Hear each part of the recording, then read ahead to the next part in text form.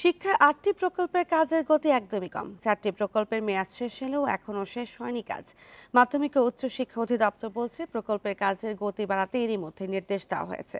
এসব প্রকল্পে অনিয়মের অভিযোগও আছে বিস্তর। বান্ডেল থাকলে প্রতি সেনমানিতে টাকা বাঁচবে। বিকাশ সেনমানি বান্ডেল কিনে জিতুন প্রতি লেনদেনে। মাধ্যমিক ও উচ্চশিক্ষা অধিদপ্তরের আওতায় 8টি প্রকল্পের কাজ চলমান।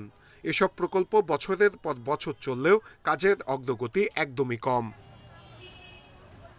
শিক্ষার ১,৫০০ কলেজ প্রকল্প শুরু হয় ২০১২ সালের জুলাইয়ে। মোট বরাদ্দ ৫,৫৬৮ কোটি টাকা। বারবার সময় বাড়ানোর পরও এগুলোর মেয়াদ শেষ হয় গত ডিসেম্বরে। তারপরও কাজ শেষ হয়নি এখনও। Secondary education sector investment program SESIP প্রকল্পের মেয়াদ ছিল ২০১৪ সালের জুলাই থেকে গত বছরের ডিসেম্বর পর্যন্ত। ৩,৮২৬ কোটি টাকা প্রকল্পের মেয়াদ ডিসেম্বরে শেষ হলেও এখনও কাজ শেষ হয়নি।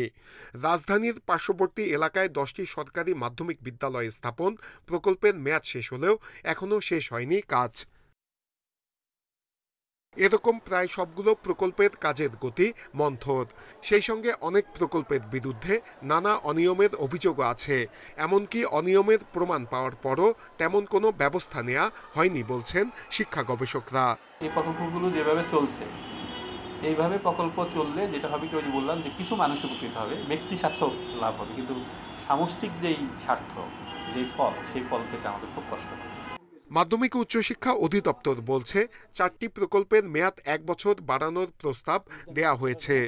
বাকিগুলোর কাজের গতি বাড়াতে নজরদারি বাড়ানো হচ্ছে এবং আশা করছি যে প্রকল্পগুলোর কাজের গতিশীলতা আসবে এবং আমরা সক্ষমতাও বৃদ্ধি পাবে। পিসিতে বা পিআইসিতে যে সভাগুলো হবে, এগুলোর মধ্যে দিয়ে আমরা তাদের স্বচ্ছতা নিশ্চিত করার বা জবাবদিহিতা নিশ্চিত করার জন্য চেষ্টা করছি এবং অব্যাহত আছে সেটা। প্রকল্পে সংশ্লিষ্ট কারো বিরুদ্ধে অনিয়মের প্রমাণ পাওয়া গেলে কঠোর ব্যবস্থা নেওয়া হবে বলছে মাউশি।